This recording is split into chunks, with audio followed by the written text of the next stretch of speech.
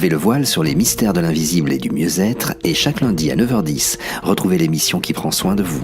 Toutes les informations sur www.sionparler.com. Et aujourd'hui, nous parlons du pendule, Lorraine. Qu'est-ce qu'un pendule, justement ? Alors le pendule, Marc, c'est un outil qu'on utilise depuis l'Antiquité dans la pratique de la radiesthésie, c'est-à-dire pour capter et interpréter des informations. Donc on va poser des questions et obtenir des réponses grâce à son pendule. Et il fonctionne comment ? Alors d'abord, il faut savoir que c'est un outil très simple, puisqu'un pendule est simplement constitué d'un poids suspendu au bout d'un fil. Ensuite, lorsqu'on va poser une question, notre subconscient va envoyer une réponse qui va se traduire par des mouvements nervo-musculaires qui vont donc être amplifiés par le pendule. Le pendule va alors commencer à bouger et à faire des cercles dans un sens ou dans un autre pour indiquer par exemple un oui ou un non. Bon, on a tous l'image du pendule, c'est vrai. Alors quel type de travail ou de recherche peut-on faire avec ? Alors ce qui est vraiment intéressant avec le pendule, c'est qu'il est possible de faire beaucoup de travaux de recherche différentes.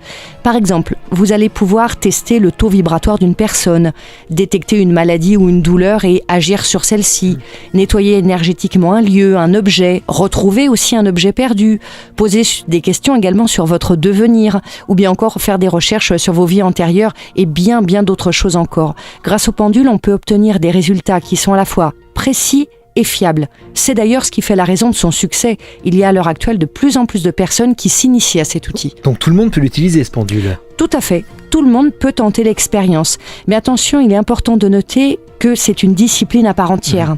Pour bien utiliser un pendule, donc obtenir des résultats concluants, il y a un certain nombre de choses à savoir.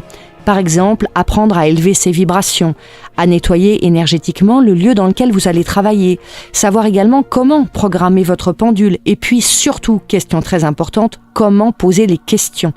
Une fois que ces bases sont acquises, c'est véritablement l'expérience et donc un entraînement régulier qui va vous permettre d'obtenir des résultats à la fois précis et fiables. Bon, pour commencer, on a besoin d'un pendule, quoi d'autre ?